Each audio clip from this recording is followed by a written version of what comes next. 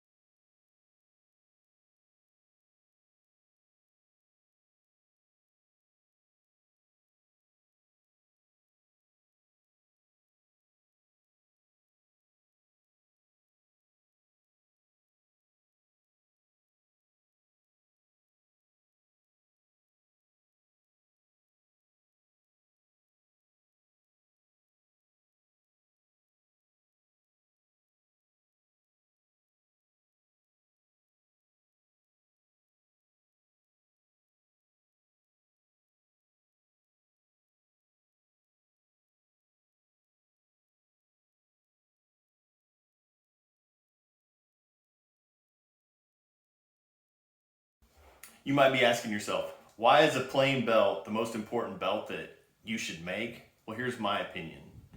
As 2022 rolls in and you're getting started in leathercraft, you might be asked to make belts. And the hardest thing that I found was pricing my work. So to get started, you need to know how much time it takes you to make just this plain belt.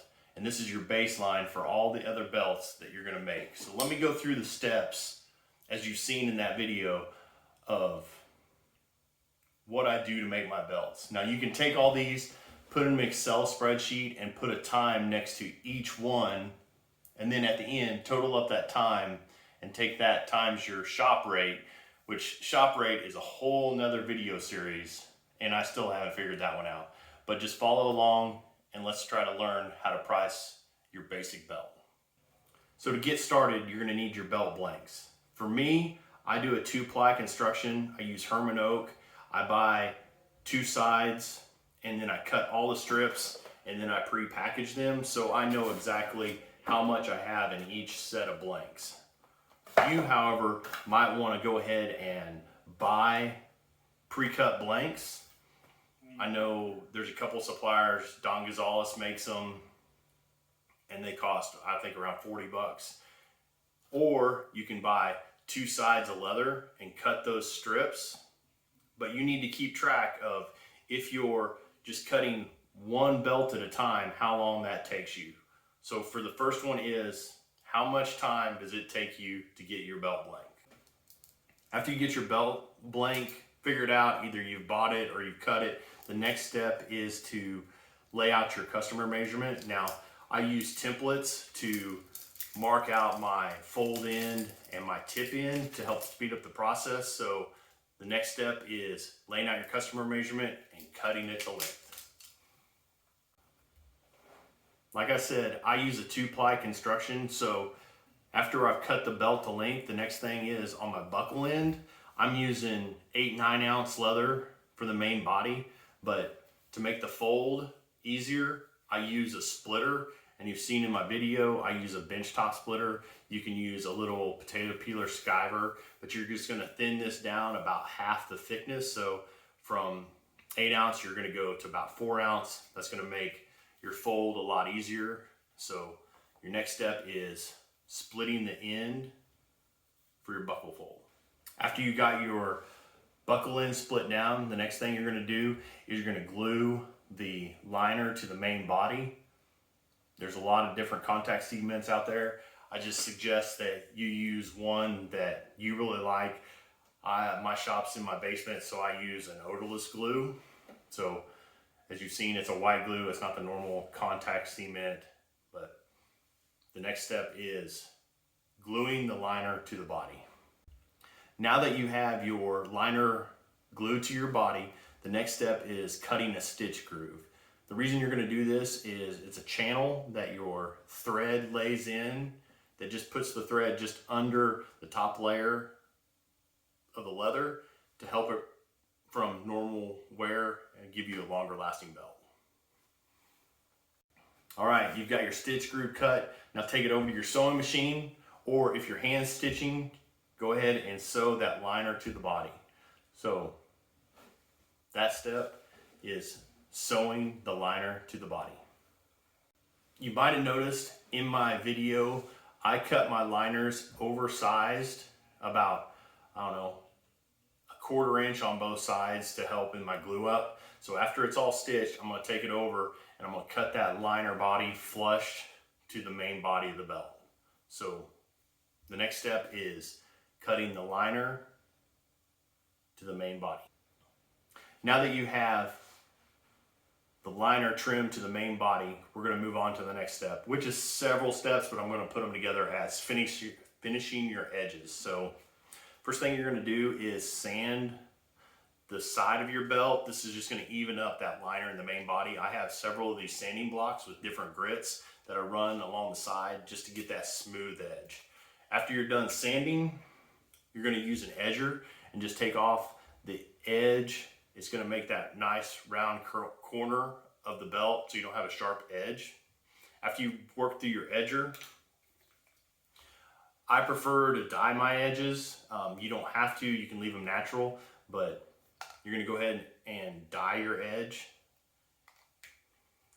After you get done dyeing your edge, you're going to burnish your edge. Now, there's several different ways to burnish.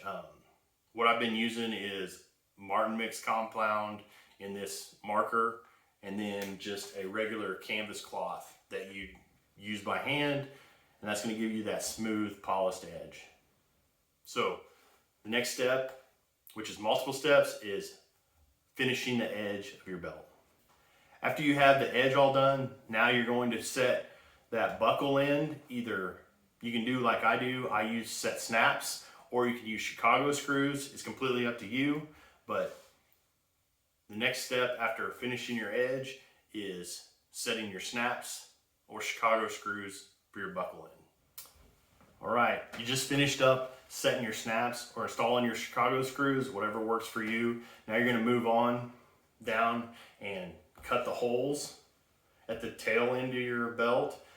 Before you do that, you always want to double check the measurements that your customer sent you and then punch your holes. I use a oval hole punch for my tail end holes. So the next step is double checking your customer's measurements and then punching the holes in the tail end. All right, now you got your buckle end snap set, you got your holes punched at the tail end. What you're gonna do now is put your protectant on it. You can oil it. What I use is some leather balm with atom wax. It's just a protectant finish over the top of the belt. I put that on, let it dry. I buff it out, gives it a nice shine. So before moving on to the last step, you're going to put a protective finish on your belt. You've buffed out your protective finish. You're so close to finishing this belt. I make a leather keeper for mine. Not everybody's gonna want a leather keeper, so it's up to your customer. If you need to, make a leather keeper. And then after that's done, you're gonna put your buckle on. If you're gonna provide the customer with a buckle, sometimes all you need to do, they're gonna have a handmade buckle or a trophy buckle, so you might just need to send them the belt the way it is. So just put the snaps on and it's ready to go, shipped out the door. So last step is to just snap it together, put the buckle on, put it in the box, it's ready to go to the customer. So you finished your belt, you recorded all your times, and you might be asking, Ash, how long did it take you to make your belt? Well, I'll be honest, this took me about 5 hours to build while I was videoing the series, so this is the most expensive plain belt that I've probably ever made. But in reality, all joking aside, keeping track of those times is really important. Now let's put it together. Let's add up all your times. You can do this on paper, you can do it in Excel. Let's say you've got an hour in total with all your steps. I'm just gonna do some basic numbers. Let's say you have an hour, your shop rate is $30 an hour. So this belt is $30 worth of your time. Now take that $30 and then whatever the cost of your materials are, with your leather and your buckle and your thread, and say you bought a kit, $40, take that $40 times your 30 or plus your 30, and you got $70 in a plain belt. This is your baseline for all of the belts to follow. So if you make a basket stamp belt, then you're going to say, okay, I know my plain belt cost me $70, and it's going to take me another hour to basket stamp it, which that basket stamping is an hour. Your shop rate's $30, so you're going to have $100 in a basket stamp belt. These are just some rough numbers that I'm throwing out. I just want you to get some ideas of how to price your items in the upcoming year of 2022. One last thing. If you like this video, if you learned something, go ahead and hit that subscribe button and ring that bell for future notifications. 2022, I hope to get to 1,000 subscribers so I can do some live videos. If you completely disagree with everything I talked about making this belt, go ahead and put a comment down below and we'll have a discussion. Maybe you've got some ideas of how I can improve my business. Until then, go ahead and check out my other videos. I'll put some links here or here. Thanks for watching. Have a good one.